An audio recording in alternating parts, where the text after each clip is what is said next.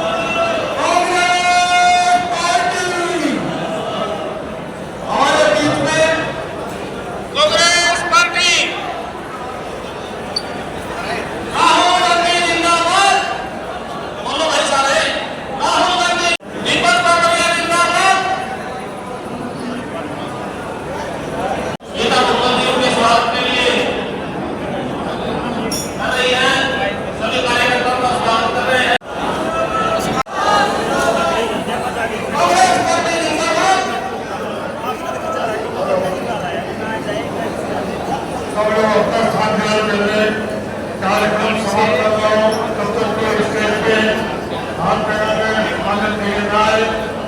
सभी साथियों से हाथ जोड़ने निवेदन है।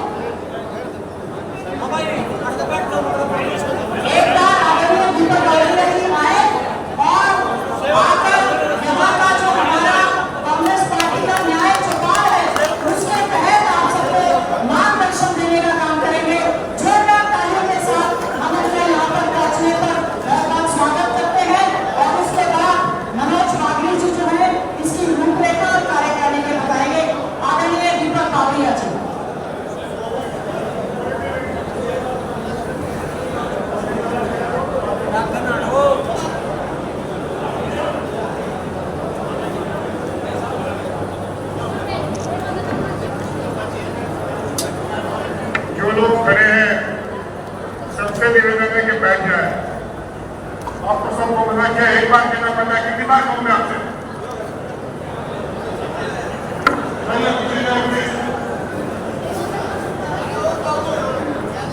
भैया ये क्या कर रहे हैं आपको? सुनिए,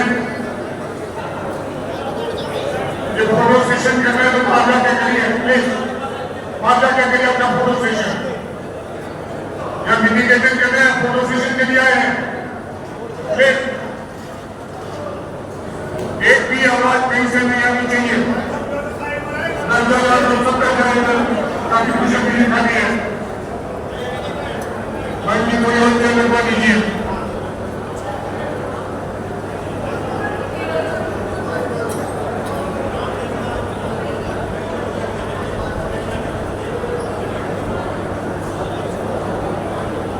हमें भी आपस में बात चल रही है। एक चीज बताऊं आप सबसे, ये कौन है भैया? भाई साहब क्या है? बात करना है आप, बात करना है आप यहाँ। मैं भी आपके लिए 2000 किलोमीटर दूर से आ रहा हूं। एक भी आवाज नहीं आनी चाहिए, शांति से सुने। किसी को बात करनी है, फोन में बात करना है, मोबाइल देखना है, आपस में बात करना है, बात जाके करें। कार्यक्रम को डिस्टर्ब मत करना। और ये मामले में मैं बहुत ही स्ट्रिक्ट हूँ, आप सबसे एक में सबसे बड़ा हो तो वो मेरा एक विशेषाधिकार भी बनता है कि आप पूरी जो निर्देश है उसका पालन न करें तो क्लास में जो टीचर कहते हैं कान पकड़ के आगे चला करूंगा। प्लीज आप हिम्मत करिए। आज आप सबको आपके हरियाणा प्रदेश कांग्रेस के एससी डिपार्टमेंट को हमने लोकसभा चुनाव में उनके नतीजे देखे, अच्छे रिजल्ट रहे। जितना हम चाहते थे 7, 8, 9 सीट आएगी उतना नहीं रहा, मगर फिर भी 1 या 2 सीट की बात करते थे। उसकी जगह पे आप सबके परिश्रम से, आप सबके सहयोग से, आप सबकी सघन कार्रवाई से 5 सीट हरियाणा में लेके आए और उसके लिए मैं आप सबका बहुत बहुत धन्यवाद करना चाहता हूँ। हरियाणा के पूरे नेतृत्व को भी बहुत ही धन्यवाद देना चाहता हूँ कि जिन्होंने आपको उसको पीछे उसको दे दो, इधर उधर घूमता आपके पीछे वाला, आपके पीछे आप नहीं तो आगे पीछे मत देखो, आपको पता आगे आगे जाओ, आगे आ जाओ, इनको देखो। टिकट लेनी है, विधायक बनना है, थोड़ी सी भी डिसिप्लिन नहीं है तो पूरे हरियाणा का जो नतीजे रहा, आज की परिस्थिति वो है कि नेक टू नेक भाजपा और कांग्रेस 5-5, 45-45, 44-47 इतनी सीटों पर बदल देके खड़े हुए हैं। हम लोगों को इसके लिए तो ज्यादा उत्साहित होने की भी आवश्यकता नहीं है, टक्कर की लड़ाई है। और हरियाणा में फिर से इनकी सरकार बन गई तो 10 साल से जो झील रहे हो उससे भी ज्यादा झीलने के लिए तैयारी करनी पड़ेगी। आज पूरा हरियाणा बेहाल है, आर्थिक तौर पर खत्म हो गया, कर्जा 10 गुना करके छोड़ दिया। हरियाणा में एक बच्चा जब जन्म लेता है 2 लाख के कर्जे से वो जन्म लेता है। इसी प्रकार का ये सरकार ने शासन करके छोड़ा हुआ है। आम परिवार के लिए, गरीब परिवार के लिए बच्चों की शिक्षा के लिए स्कूलें भी नहीं है, बंद कर रहे हैं। आम लोगों की परवरिश के लिए हॉस्पिटलें बंद कर रहे हैं। गाँव के गाँव पलायन हो रहे हैं, नए कोई रोजगार का सर्जन नहीं हो रहा है। और उससे भी ज्यादा जो पिछड़े और कमजोर लोग हैं, एससी और बीसी के लोग हैं, जिसको एक सरकारी नौकरी के आधार पे कुछ आगे बढ़ने का मौका मिलता था, वो भी छीन लिया गया है। हर जगह पे कॉन्ट्रैक्ट और कॉन्ट्रैक्ट के साथ जुड़ा हुआ शोषण का चरखा नीचों के आदमी को छोड़ देना, न तो पीएफ मिलना है, न तो उसका जो है कोई उसके कोई एनाउंसेस मिल रहे हैं। और आने वाले दिनों में वो जो तो कर्मचारी निवृत्त होगा 15-20 साल 30 साल के बाद, तो उसका क्या होगा, उसके पास किसी का जवाब नहीं है। पूरा हरियाणा में कल मैं गुड़गांव में था, किसानों के लिए, किसानों के पास से जमीन छीन रहे हैं, बड़ा बड़ा इंडस्ट्रियल पार्क लगाना चाहता है, जरूर से इंडस्ट्री लगानी चाहिए, रोजगार का सृजन करना चाहिए, मगर वो जगह पे लगाने की आवश्यकता भी नहीं होगी कि जहाँ ऑलरेडी डेवलपमेंट हो गया, विकास हो गया है, रोजगार के पर्याप्त अवसर है, तो दूसरे इलाके जहाँ कोई अवसर नहीं है वहाँ जो है इंडस्ट्री को ले जाना पड़ता है।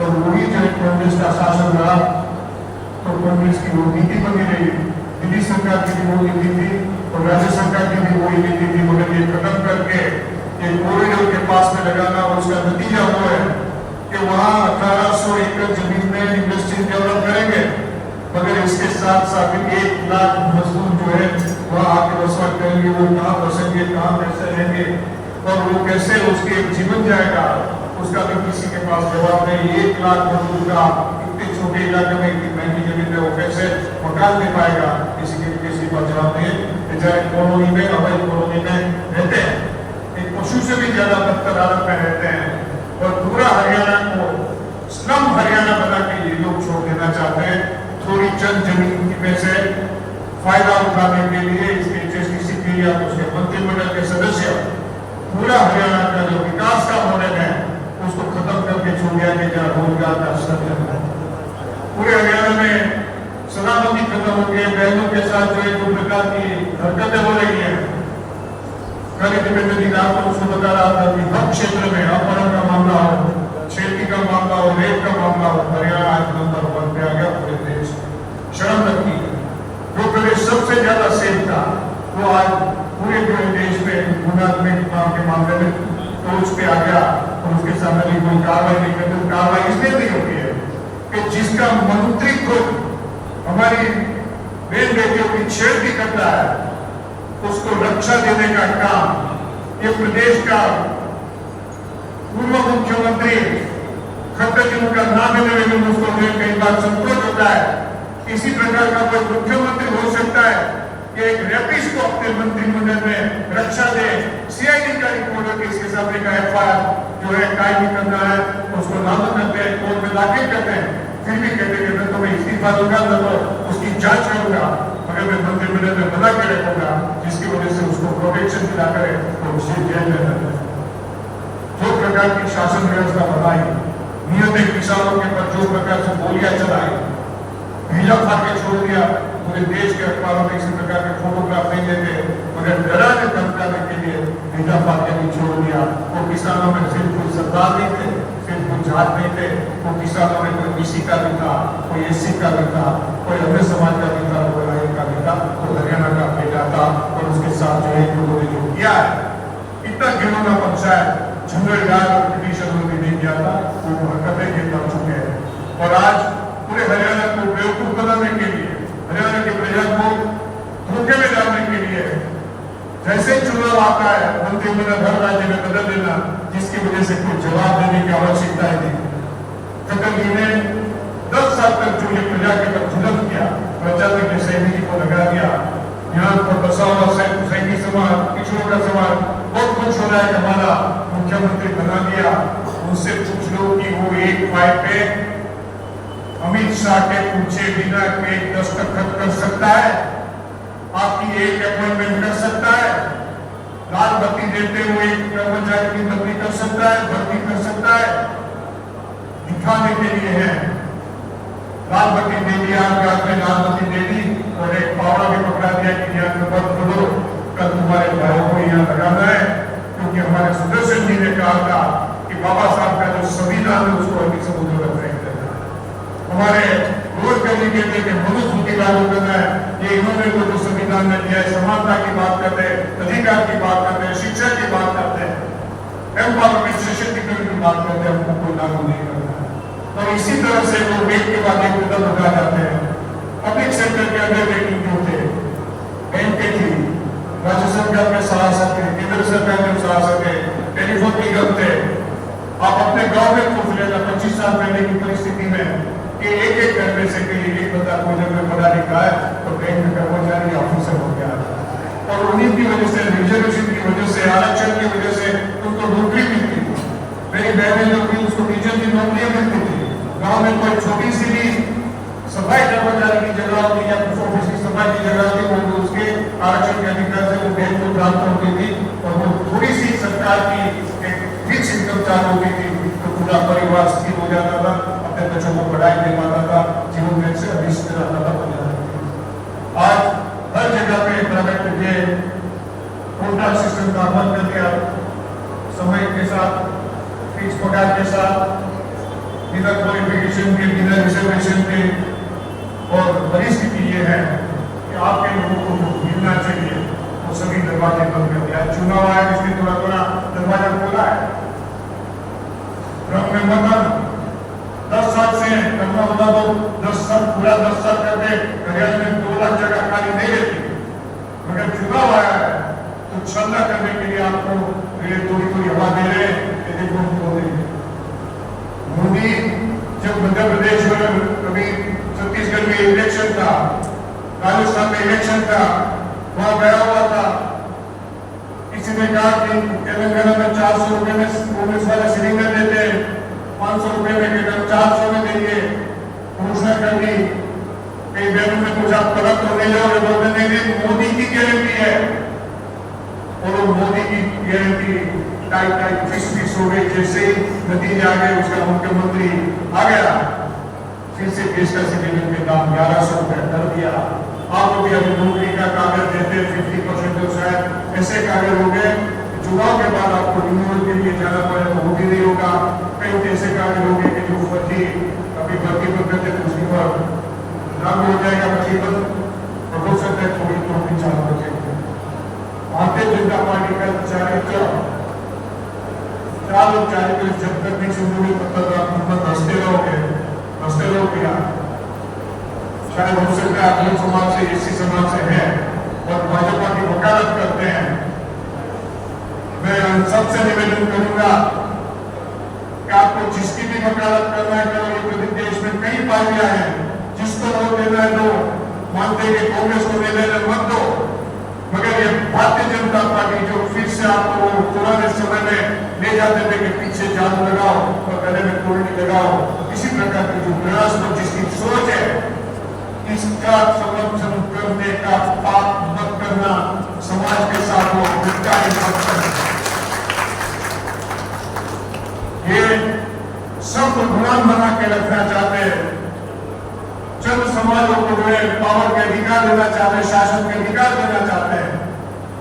और राहुल जी ने मुद्दा उठाया, जाति गणतंत्र का मुद्दा उठाया और साथ साथ संविधान की सुरक्षा का मुद्दा उठाया, सम्मान का मुद्दा उठाया। आज आप लोगों के बीच में आने का, आप सबको इकट्ठे करने का भी एक ही लक्ष्य है कि आप सब सोचते हैं कि हमने हरा दिया,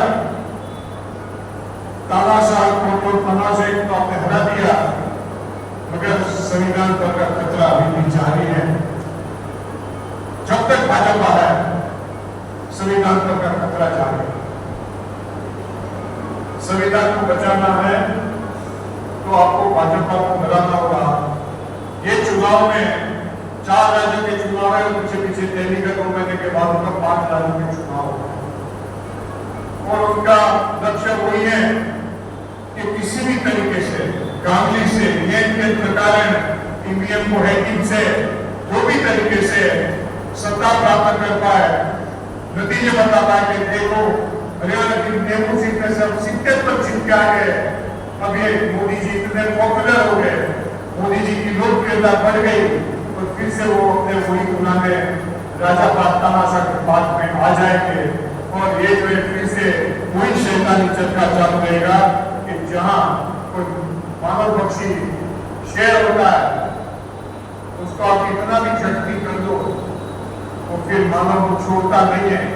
इसी तरह ये संविधान बख्शी जो शेर है वो भी आपको छोड़ने वाला नहीं है। उनका मकसद एक ही है कि किसी भी तरह से ये सभी अधिकार समाप्त करें, संविधान पर के 2022 में जब उसके पहले 4 महीने पहले तेलंगाना में नतीजा है और तेलंगाना में कर्नाटका में कांग्रेस की सरकार बनी और राहुल गांधी जी ने 4000 किलोमीटर की भारत जोड़ो यात्रा की, प्रेम और मोहब्बत का संदेशा दिया और पूरे देश में कैसा माहौल बन गया था। हर पॉलिटिकल पार्टी, हर कार्यकर्ता, हर जाहिर कार्यकर्ता वो राहुल जी के पीछे खड़ा था कि जो है आने वाले दिनों में फिर से कांग्रेस आ रही राहुल जी के नेतृत्व में और जो मुद्दे उठा के आ रहे हैं वो मुद्दे को भारी समर्थन मिलने वाला है। और जब ये जो चारों राज्यों में चुनाव हुआ, राजस्थान, मध्य प्रदेश और छत्तीसगढ़ में, ये देश के बड़े बड़े इकोनॉमिस्ट ने कहा कि भाजपा की सरकार वहां से जा रही है। बड़े बड़े पॉलिटिकल एनालिस्ट कहते हैं, जो अखबारों में कलम लिखते हैं, उन्होंने कहा कि इनकी सरकार जा रही है। पत्रकारों ने जो कहा कि स्वामी चरण के हमारे साथी जो यहाँ खड़े, उन्होंने भी कहा कि भाजपा की सरकार जा रही है। वहां तक नहीं, भाजपा के खुद के मंत्री और सीनियर वर्करों ने कहा कि हमारी सरकार जा रही है।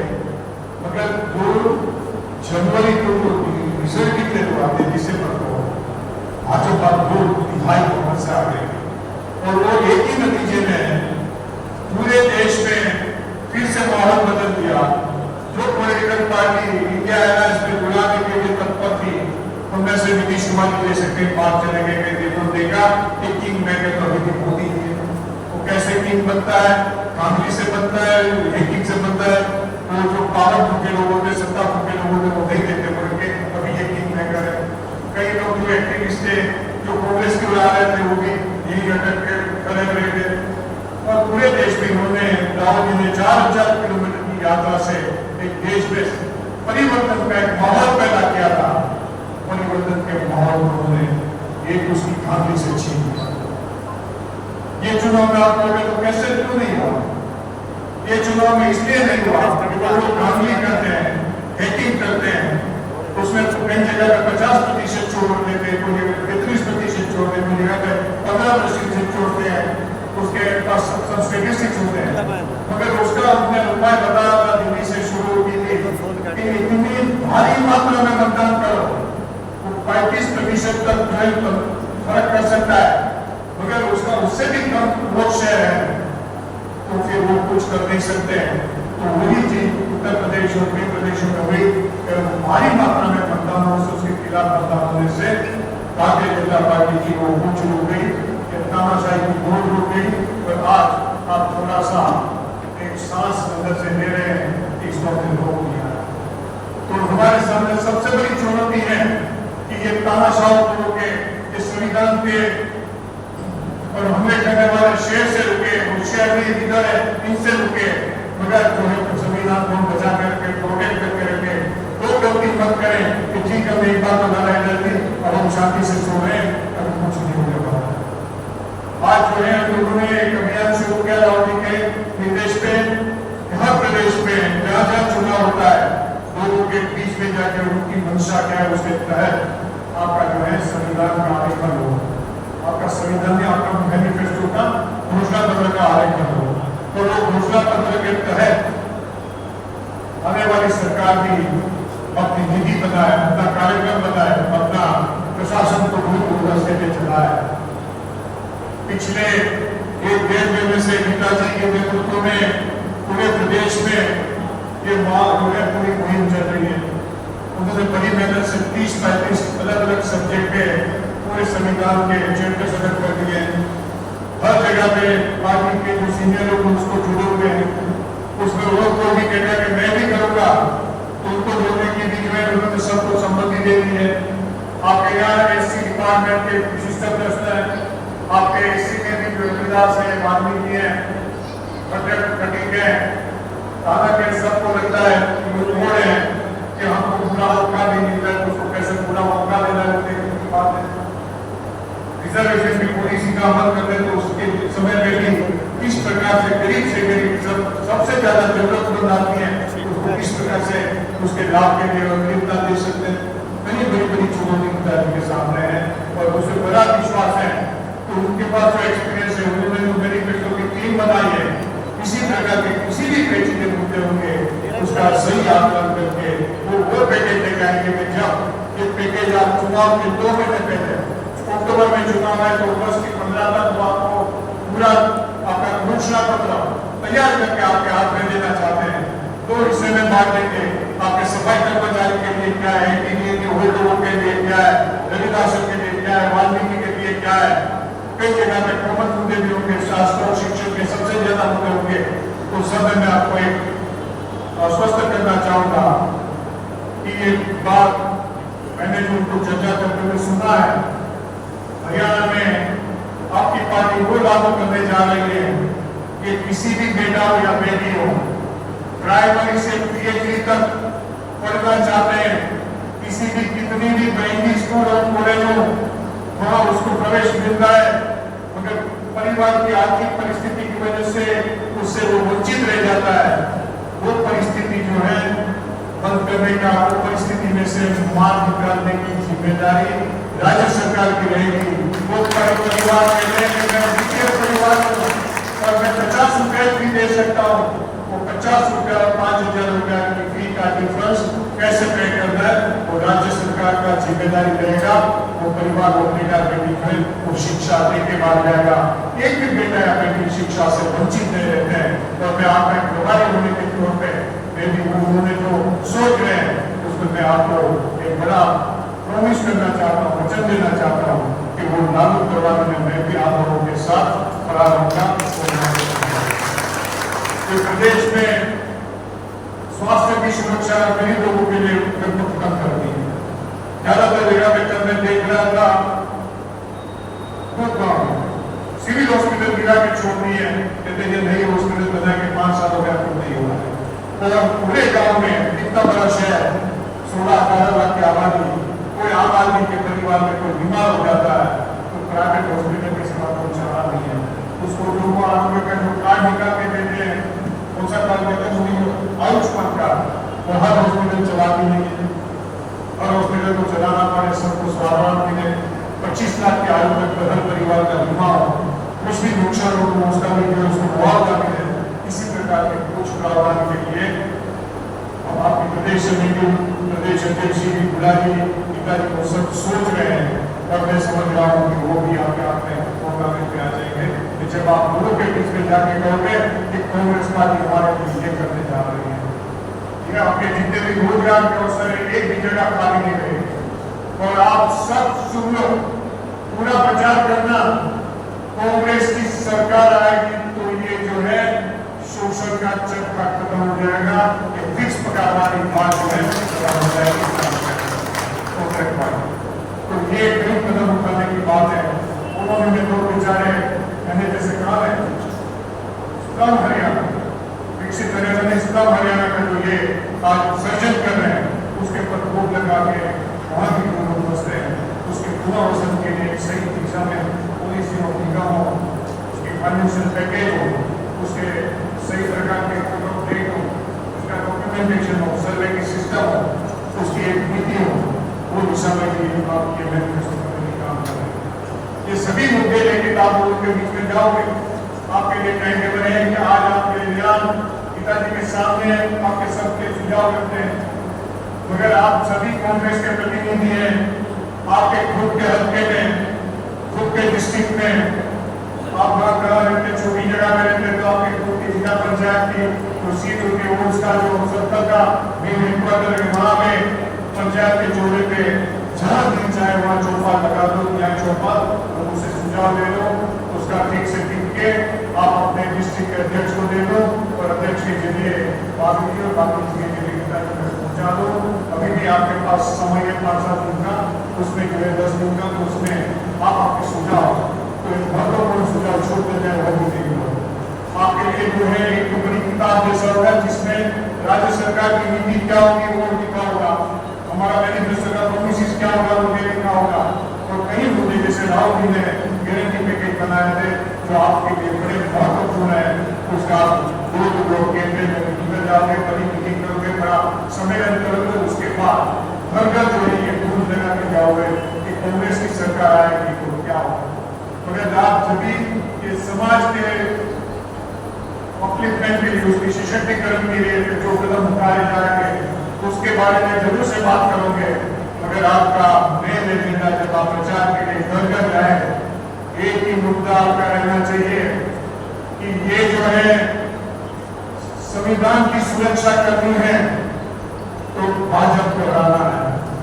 सूत्र बता दो संविधान के किरदारों को, तो उसको बोलना एक धक्का और दो। मैं बोलूंगा संविधान के गद्दारों का अरे बात ही नहीं सुनते, क्या करो, क्या धक्का हो, क्या करना, क्या करना। संविधान के गद्दारों को एक धक्का हो दो। जब मजदूर सब देखे ना कुछ निकालते करते हैं, एक धक्का और दो, एक धक्का और दो। क्या आपने उसको एक धक्का पहले तो दिया है, मेरे जमीन पर नहीं गिरा है, तभी और एक धक्का देना है। संविधान के गद्दारों को एक धक्का और दो, और पूरी बनाओ के छक्का के काम में जाए। संविधान के गद्दारों को एक धक्का और दो। गांव-गांव में एक जुनून पैदा कर देना कि ये मैनिफेस्टो देके गिटारी जो आ रही है काम करवाना है, तो एक धक्का और दो। पेंटिंग होना चाहिए हर दिशा में, हर मीटिंग में आपकी ये सुदृढ़ता होना चाहिए। ये बात कहने के लिए आपके बीच में आया हूँ कि देश के संविधान की सुरक्षा, यहाँ जो 500 लोग एकत्रित हुए उसके कंधे पे, हरियाणा में आप विजयी बन के पूरे उत्तर हिंदुस्तान में ये भारतीय जनता पार्टी खत्म हो जाएगी। महाराष्ट्र में हो गया तो पूरे हिंदुस्तान में दक्षिण भारत में लोग खत्म हो जाएंगे। और इसके साथ साथ मैं आपसे वादा करना चाहता हूँ, आज तक का मेरा अभ्यास से कहना चाहता हूँ कि राज्यों में ये चुनाव हार गई, दिल्ली से भी 2 महीने में उसकी किताब निश्चित हो जाएगी, क्योंकि लोगों को एहसास हो जाएगा कि ये अभी कोई लीडर नहीं रहा है, ये राक्षस में वापस नहीं आ सकता है, तो बच्चों को डरा नहीं सकता है कि मैं तुम आ जाऊंगा। किसी को डरना नहीं है। राहुल जी ने कहा डराओ मत। आपको जो है सिर्फ लोगों को समझाना है, एक धक्का, एक धक्का, एक धक्का। धन्यवाद आदरणीय दीपक बाबरिया जी का, हमारे जनरल सेक्रेटरी इंचार्ज हैं, उन्होंने धन्यवाद किया है। विशेष तौर से मैं समझती हूँ दलित समाज का, जिन्होंने जोर का झटका धीरे से बीजेपी को देने का काम किया है और एक झटका धक्का देने की जरूरत है। आप सबके आशीर्वाद से आने वाले समय में कांग्रेस की सरकार बनेगी और जो आपने घोषणा पत्र में आपको उम्मीदें हैं कि कांग्रेस पार्टी की सरकार क्या करे, उसके लिए आज ये जो आयोजन हुआ है और हमारे आदरणीय प्रभारी दीपक बाबरिया जी ने जो कहा है कि जैसे राहुल जी कहते हैं कि डरो मत, और आपके सुझाव को हमने आपके बीच में आकर लेने का जो काम किया है, इसी कड़ी के तहत आज विशेष तौर से इस कार्यक्रम के आयोजक जो हमारे अनुसूचित जाति विभाग के चेयरमैन हैं मनोज भारती जी, वो यहाँ पर आएंगे, चेयरमैन एससी डिपार्टमेंट, वो यहाँ पर आकर अपनी जो इनकी पूरी कार्य समिति यहाँ पर बैठी है उनका परिचय भी करवाएंगे और एससी डिपार्टमेंट किस प्रकार से उसके बाद सब साथियों का ऐसे विचार लेंगे कि भैया सर हमने एक छोटा सा डिस्प्ले बनाया है कांग्रेस के राष्ट्रीय अध्यक्ष आदरणीय मल्लिकार्जुन खड़गे जी के आशीर्वाद से, आप सबके आशीर्वाद से मुझे 30 जनवरी को एससी डिपार्टमेंट का चेयरमैन बनाया था सर, 30 जनवरी। उसके बाद सर हमने जितने भी पदाधिकारी हैं उनकी क्या क्या ड्यूटी लगेगी वो बताया। आप में से हाथ खड़ा कर, ये यहाँ जो आपके नाम है ना, उनमें से कितने लोग यहाँ उपस्थित हैं? वो लोग ज्यादा लोग होने चाहिए। ये जो है आपका दायित्व ये है सबका। मैं बागड़ी जी के पास से 4 नंबर का कि आपको आने वाले दिनों में आज 13 तारीख है, आज 13 शनिवार है, 26 तारीख तक 25 तारीख तक आपके डिस्ट्रिक्ट में मीटिंग करके पहले 2 दिन में मीटिंग कर लो, आपस में जिम्मेदारी बांट लो, कौन से हल्के में कौन जाएगा वो निश्चित कर लो। वो हल्का रिजर्वेशन वाला हो ऐसा जरूरी नहीं है, हर हल्के में आपको जाना है, क्योंकि हर हल्के में देसी समाज हर जगह पे रहता है, तो आपको उनसे कृपा लगा के सुझाव देना है। उसमें उसके हेडक्वार्टर में आप मीटिंग करो वो पर्याप्त नहीं है, इसके साथ साथ नीचे हर जिला परिषद की सीट का जो सर्कल हेडक्वार्टर होता है उसमें भी आप एक मीटिंग करोगे, और वो 20-25 बूथ में जितने भी गांव आते हैं उसके दलित लीडर जितने भी आपके ऐसी समाज के, उन सबको आमंत्रित करना है। सबका फोटोग्राफ चाहिए, सबकी मांग बैठे करते उनकी सिग्नेचर चाहिए, सबका मोबाइल नंबर चाहिए, और आपने उन लोगों से जो सुझाव दिया है उसकी एक जीरोक्स कॉपी चाहिए। वो एक रिपोर्ट आप आपके जिला अध्यक्ष के जरिए प्रदेश में सबमिट करोगे। बाकी जी आपके पास दायित्व है, बाकी कहाँ गए ये सभी का रिपोर्ट। चलो इनकी मैंने परीक्षा लेने से क्या काम करूँगा, हेलो क्या काम है आपको लेना है सबका, मैंने क्या सुना मैंने क्या करना उसके पहले सीता का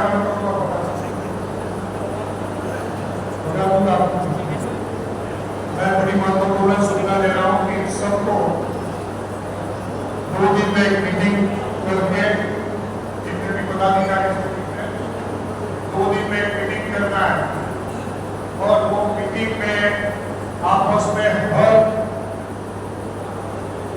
हल्के की जिम्मेदारी बांट लेते हैं। आप 4 पदाधिकारी हैं और डिस्ट्रिक्ट में 6 सीटें हैं, तो किसी प्रकार से उसका बंटवारा करना तो आपको देखता है। जो टिकटदार की है हर डिस्ट्रिक्ट में एक मिनिमम सीट तो है एससी की रिजर्व, उसमें जो टिकटदार की उसको भी आप उसमें जोड़ सकते हो, उसकी भी जिम्मेदारी रहेगी। वो भी कोई जगह पे गया है कि नहीं गया है उसकी जानकारी रहेगा, तो रिपोर्ट आपको लेना है कि उन सबका सिग्नेचर के वो मीटिंग के अटेंडेंस का, उसका फोटोग्राफ चाहिए, उनका मोबाइल नंबर चाहिए। फिर हर हल्के में जाके हल्के के हेडक्वार्टर में वो हल्के में जो दलितों के लीडर रहते हैं उनके साथ मीटिंग करके आज यहाँ जो चर्चा हुई, मैनिफेस्टो के लिए सुझाव भी होंगे, और एक आज हमने जो पूरा अभियान छेड़ना है एक तो संप्रदाय के किताबों को वो बात भी सबसे कर दी है, वातावरण बनाना है। उसमें भी वही चीज कि कितने लोग उपस्थित रहते हैं उसका एक फोटोग्राफ, सिग्नेचर, मोबाइल नंबर। जब आगे जी इस सबका जो है रिपोर्ट में उसका फोटोग्राफ, सिग्नेचर और मोबाइल नंबर की समस्त। जो लोग ये करना नहीं चाहते हैं पहले से इस्तीफा दे दें, अन्यथा मैं दो चीज। तीसरा, कल जो है चंडीगढ़ की परसों की प्रेस कॉन्फ्रेंस आप सबने पढ़ी होगी, हम हरियाणा सरकार से जवाब मांग रहे हैं, हरियाणा मांगे जवाब। 14-15 प्रश्न खड़े किए, आप सभी लोग जो है सोशल मीडिया पर पूरा उसका विवरण है, अच्छी तरह से पढ़ लेना। उसका भी आपका जहाँ जानते हैं कि उम्र 50 साल तक, और वो 50 साल आप जब करते हैं उसके बाद का जो लक्ष्य है कि घर कांग्रेस जैसे किया था इसी तरह आपके गाँव में भी जो है घर जाना है, उसमें भी आप हिस्सा होंगे। और जो प्रत्याशी बनना चाहता है हर प्रत्याशी को 10 से 20 वोट दिया जाएगा, तो उसका वहाँ जाना, घूमना और उसका रिपोर्ट करना मस्त है। युवा कांग्रेस ने उसके संचालन की, उसके मॉनिटरिंग की जिम्मेदारी ली है, और हल्के के हेडक्वार्टर में यूथ कांग्रेस का एक कोऑर्डिनेटर होगा जिसके जिसके जरिए जिसको आप आपका रिपोर्ट सौंपोगे तो एक तो भी आपकी टिकट हो जाएगा। और चुनाव तक आप जितनी भी मीटिंग कर सकते हो उसमें हिस्सा लेना। आप कितनी मीटिंग करते हैं, जैसे ये चुनाव खत्म होता है आपकी संगठन की प्रक्रिया आगे बढ़ेगी। हो सकता है चुनाव के पहले जिला प्रधान और उनकी परिषद की घोषणा हो जाए, मगर उसके बाद भी आप चित्र में रहना चाहते हैं। आप में से कई लोग सोचते हैं कि विधानसभा की टिकट के लिए नौकरी के बाद कुछ करना नहीं है, वो बात मन से निकाल देना। आपकी जब सरकार बनती है कम से कम 2-3 हजार पद ऐसे होते हैं जो कार्य में बांटे जाते हैं। वो 150 गाड़ियां होती है, 300 गाड़ियां होती है, नागरिक वाली जो अच्छे कार्यक्रम में बांटी जाती है, उसको मान सम्मान बनाने के लिए, उसके असर का बनाने के लिए छोटी मोटी कमेटियां बनती है, जिसमें भी ये बात तो निश्चित हमने किया है कि BCA और SC दोनों को उनकी जितनी आबादी है उनको उनका जो रेजोल्यूशन है उसका सख्ती से अमल करके उसको जगह देनी है। आप आपके काम से नजर में आओगे किसी बड़े लीडर की चापलूसी से आपने रिकमेंडेशन करवाया, मैं तो अनाउंसमेंट नहीं देता हूँ, नीचे बस्ते में डाल देता हूँ। आपके लिए सबसे बड़ा मौका है कि आप इसमें हैं, आपको काम करने का मौका मिला है, उसमें आगे बढ़ना है। या तो अपने स्टेशन का आपकी बिना के टीका प्रारंभ में यहाँ बताया और फिर उसका जो है पार्टी को आपको जो आपकी दायित्व है वो खुदा करने में निष्फल जाते हैं, उसका मतलब है कि आप टिकट भी नहीं लेते तो नीचे उतार दिया जाए, चोइस आपकी है। मगर सबसे बड़ी जो है आपके लिए जिम्मेदारी समाज के लिए है। संविधान के किरदारों को एक टका और दो वो पूरे प्रदेश में पूंजी जो बनाने की जिम्मेदारी आप सबकी है। और मैं बड़ा शक्ति से बात करता हूँ तो मैं आपके बड़े उद्देश्य लिए कह रहा हूँ और मैं समझ रहा हूँ कि उसको एक टोटल पर्सपेक्टिव मेरे काम उसको लागू करेंगे। आप सबका धन्यवाद। जय भीम, जय भीम, जय भीम, जय भीम। हमारे हरियाणा के कुछ विधायक साथी ऐसे हैं हमारे जिला अध्यक्षों को बुलाते हैं और लेटर काट देते हैं सर, SC डिपार्टमेंट की कोई परमिशन नहीं लेते सर, इनको भी सख्ती से दिया जाए।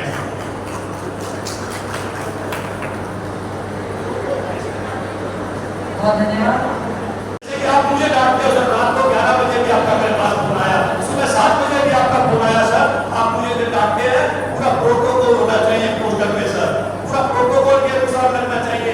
हमें किसी नेता से कोई द्वेष नहीं है, हमें किसी कार्यकर्ता से कोई द्वेष नहीं है सर, यहाँ पे सब कार्यकर्ता और सब नेताओं के फोटो है सर। हमारे SC डिपार्टमेंट के साथी है सर, वो अपने उनके नेता उनके नाम दे देते हैं सर, उनके नेता उनके बड़े नेता उनके नाम दे देते हैं और वो क्या करते हैं सर, ना तो हमारे राष्ट्रीय चेयरमैन का फोटो लगाते और मेरा तो सर मतलब उम्र में जो छोटा हूँ ना लगाए, लेकिन हमारे कैलाश जी का फोटो नहीं लगाते सर। इस पर भी थोड़ा सा सख्ती से आप, क्योंकि मुझे मैं इलेक्शन का दौर में किसी से लड़ना नहीं चाहता, लड़ने वाला नहीं मेरा।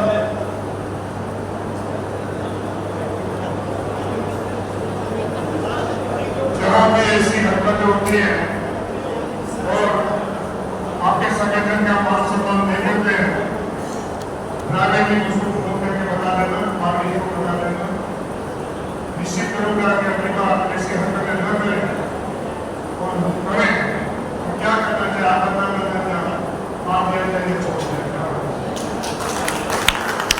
हमारे नेतृत्व माननीय राहुल गांधी जी को जिन्होंने संविधान हाथ में लेकर प्रतिज्ञा की कि हम जितने भी कांग्रेस और अलायंस के साथी थे कि संविधान की प्रतिज्ञा लेंगे और संविधान को साथ लेकर के संसद में गए। और मैं विशेष रूप से कहना चाहता हूँ राहुल गांधी आपके संगठन में आपके हमारे जो ऐसे भाई हैं पूरे समाज में वो चाहे किसी भी बिरादरी के थे, सबने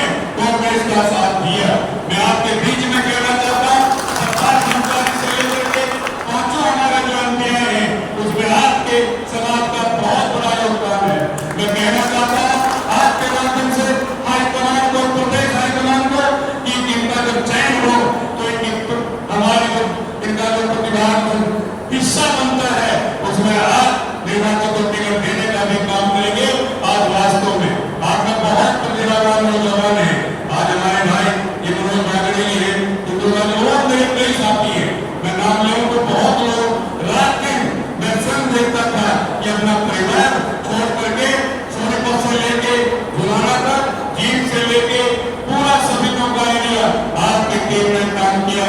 मैं आपका लीडर हूँ, आपको बधाई देना चाहता हूँ। और ऐसा प्रभारी हमको मिला है जो आपकी बात हमेशा करते हैं और भाई तमाम को जागरूक कराएंगे। और भाई मेरी राय जो सेवा हो सरकार कर्मचारी हमेशा आपकी सेवा में तत्पर रहेगा, आपके अधिकारों की रक्षा करेगा। जो बाबा साहब का संविधान है उसकी रक्षा करने का काम कांग्रेस के लोग करेंगे। और आप जो भी जब भी चाहे, आप बहुत बड़ी अच्छी बात है कि जींद क्षेत्र में मैं आपका सभी का यहाँ पहुंचने पर अपनी ओर से आपके अभिनंदन और स्वागत करता हूँ। और आज उत्तराखंड में 2 उपचुनाव के विधायक के दोनों कांग्रेस ने जीते हैं।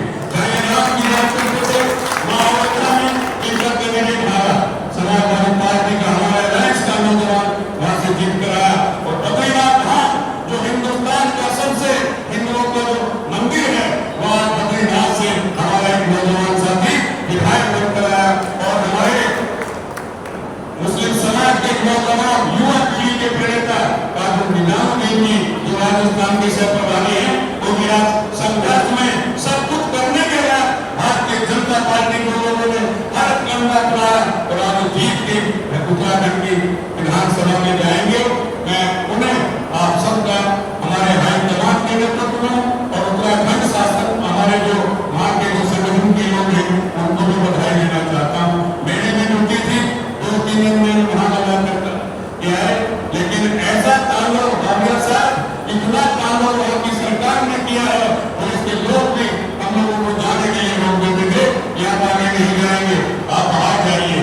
हमारे नेता चाहे करण महिला जी हो, हरीश रावत जी हो, गणेश गोपियाल जी हो, कांग्रेस के सभी नेता एक साथ 10 विधायक मैंने नेतृत्व किया था उनका, कप्तान से मिले, उनके ऑफिसर से मिले और ये कहा कि आप ये गुंडागर्दी मत करो। लेकिन फिर भी और बात नहीं आए, वहां पर गोलियां भी चली और लाठी डंडे भी चले, लेकिन कांग्रेस के कार्यकर्ता ने मेहनत करके उस नौजवान साथी को जिताया।